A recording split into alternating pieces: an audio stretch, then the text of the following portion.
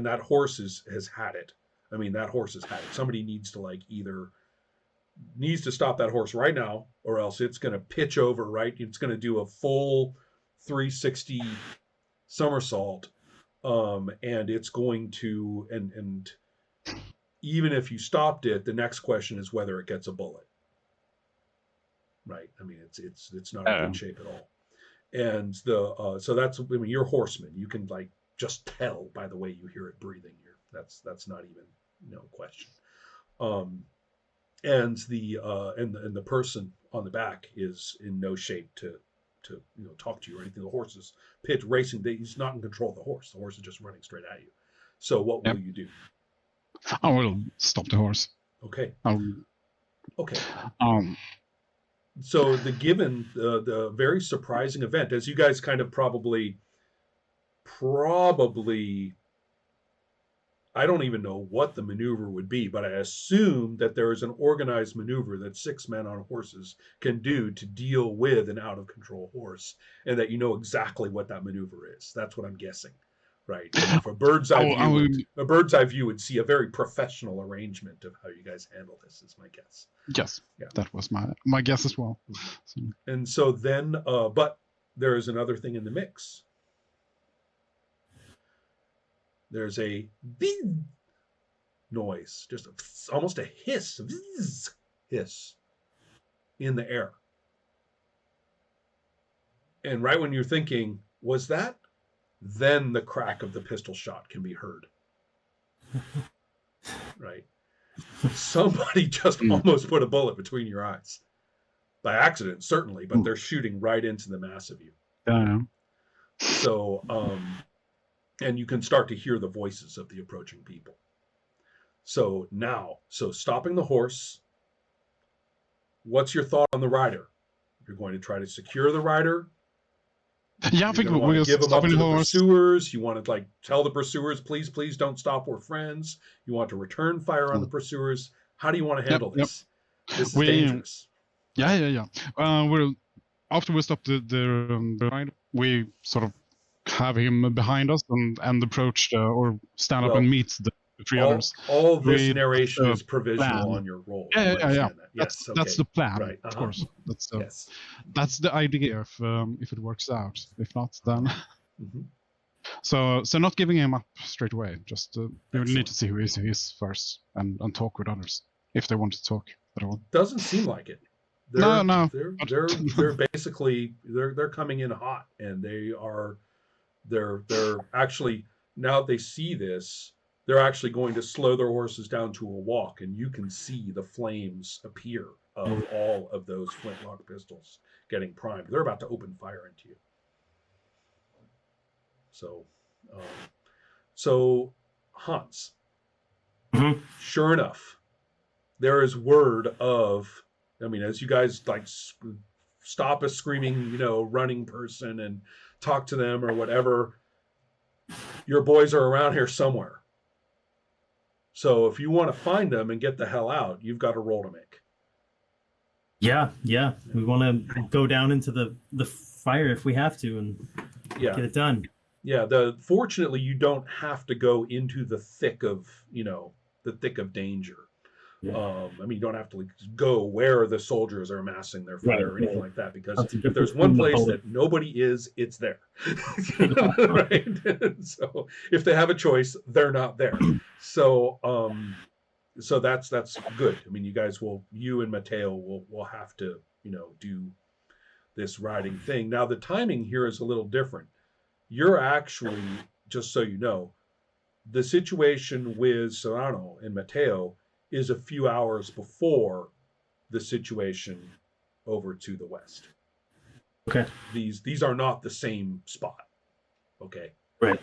This is your way over to the east, and the still daylight. Malera Ranch. Yeah, the Malera, exactly. You're in the daylight, and the Malera Ranch is over to the west. So, all right. Also at the moment, you have a shot at what you understand to be one diegueño teenager, of whom your son, by the way, kind of would fit in well with, right? So that could be describing Elvio as well as Ruben. Yeah. So maybe he's even looking a little too diegueño for your tastes these days. Who knows? Sure. Yeah. So depending on your character's attitude. So but that's what you're finding, right? That's what you're finding right now is that you've got a shot on. We can go after this kid. Maybe it's a kid we never heard of, but maybe it's one of them. I'd up and try to grab him. Yeah. So, but right now you're in this kind of confused situation with lots of people and with violence over here, and who knows, when they're going to start turning shots on the fleeing people. Who knows? So, let's go ahead and have both of you roll. I'll say that for the okay, if Malero is going to take kind of a peaceful approach to this, gee, everybody, let's talk. Why are you riding pell-mell after this fellow and shooting at us? I'm sure we can all get along. If you do that, I don't have a whole lot of dice to give you. No, it's more like we're getting ready to fire back, but we don't fire at before. So yeah. But you're circling, just to be clear, you're circling around this, like you're trying to calm the horse and ride her down and like kind of protect them. Right, exactly. Yeah, exactly. Yeah. So, and then you're getting a wall up against the pursuers. So we can. Excellent. Well, since you're dealing with this out of control horse, which is a little tricky, right? I mean, you have to pay attention to this, number one. And number two, you're dealing with, effectively getting shot at and returning fire in, good order, or getting your shots in first. So, but there are 7 of you. And this is your turf. You know where to ride. You know where there's like a riverbed to ride down that's safer, stuff like that. Or without the out of control horse, it would be 3 dice for you, the maximum. But given the difficulties of the situation, the unexpectedness of it, 2 dice. Yeah. Okay. And for you guys, since nobody really knows you're there or cares, it's also 2 dice. Because it is dangerous and chaotic, and you're kind of out of your elements. But on the other hand, it's not like either the militant diegueños or the army are out to actually get you, right? Mm-hmm. So that's 2 dice for you as well. So grab a trait. Yeah, for the ones under our protection, I take care. I am a reluctant father. Perfect. That's an excellent trait. Absolutely excellent. And then you can put in any dice from your pool that you would like to add. I take 3. Okay. Pool dice. I'll do the same. That sounds like a good number. So you're both rolling what? 6 dice ish? 6 dice. Okay. Yeah. In that case, both of you roll. And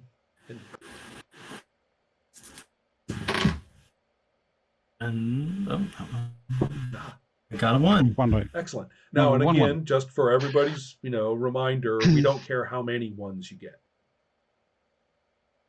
So, it's a toggle.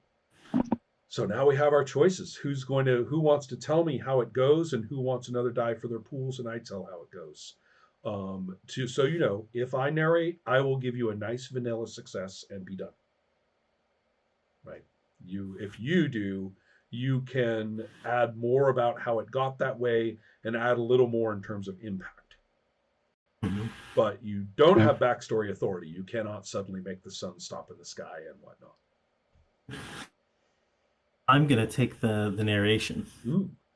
How about you, Christopher? Yeah, me too. Oh, talkie players, go for it. I shall enjoy. Here, where's my wine?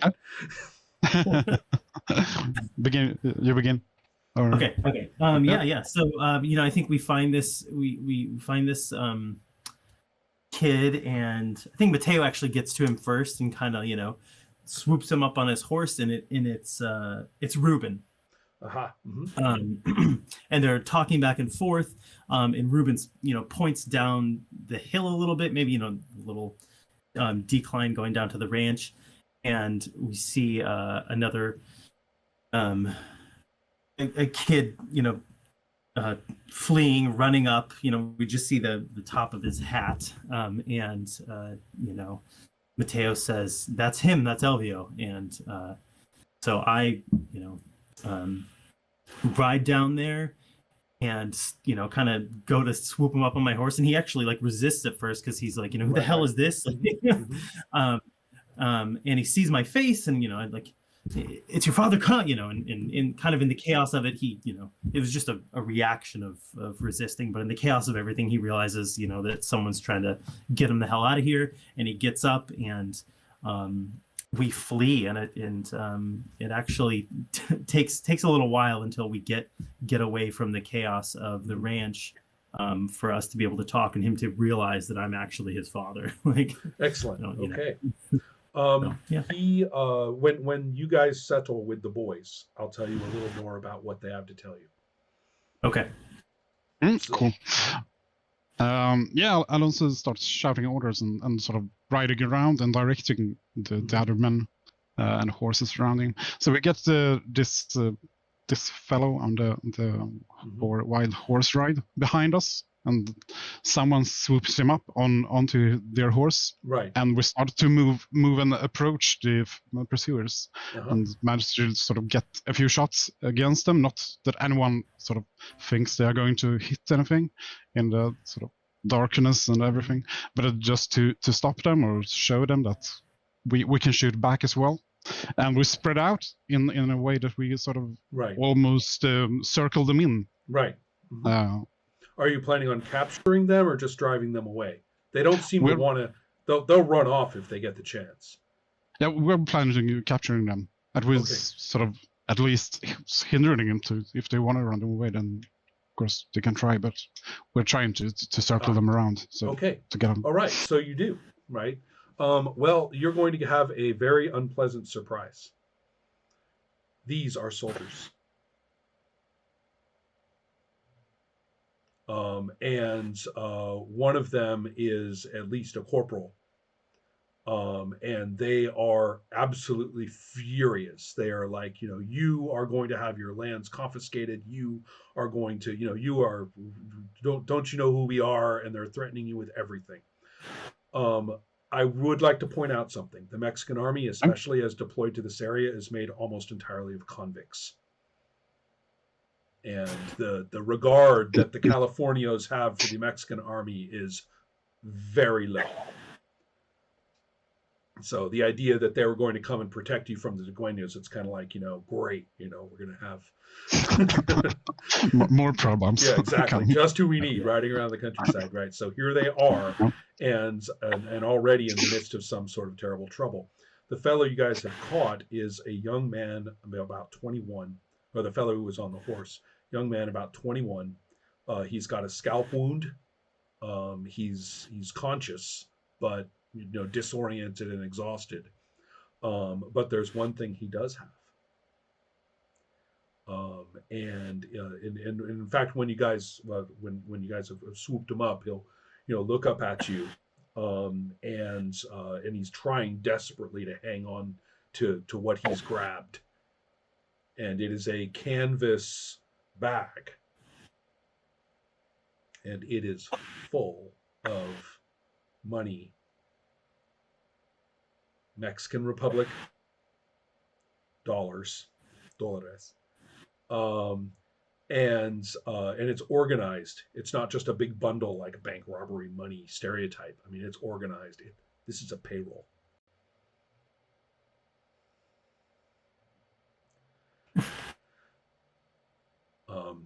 So the fellow that you've rescued, right, is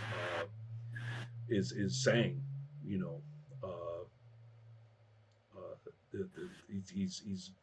he's incoherent, but he's saying,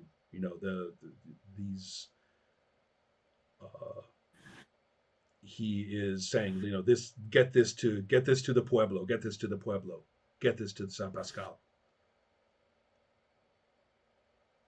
Right. So they just robbed the Mexican army. Yeah.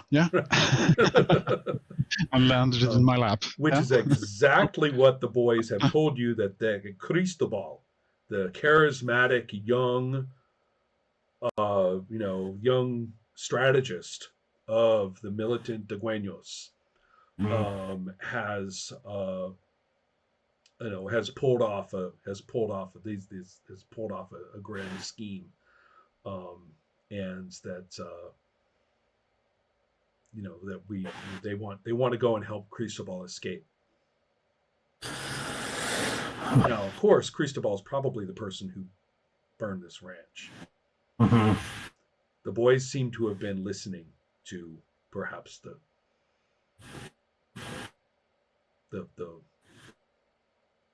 wrong end. I don't know. Well, the boys seem to have been swept up in all of this, I guess is probably the best way to put it.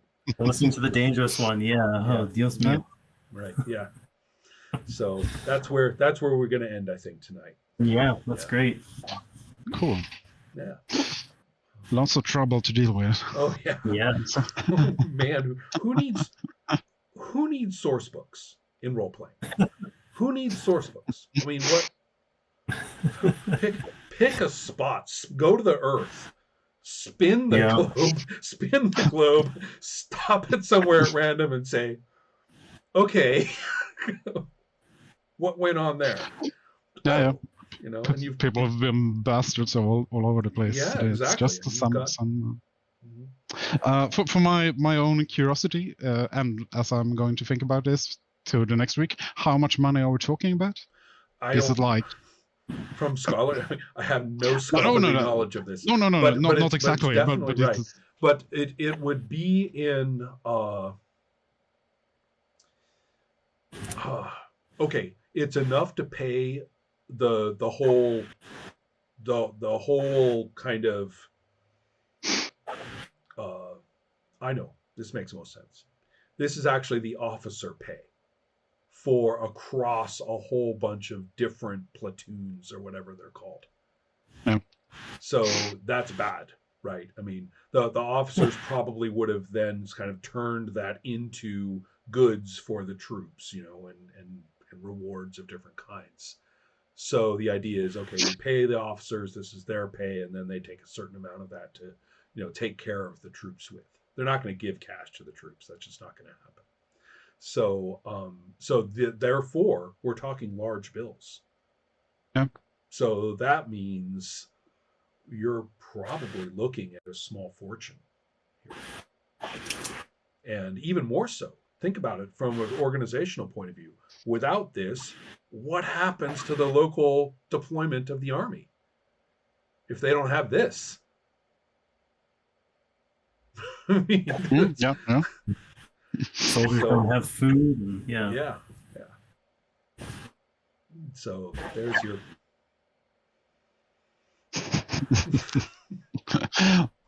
Lovely. Very fun. Excellent. Take care, everybody. Excellent. Yeah.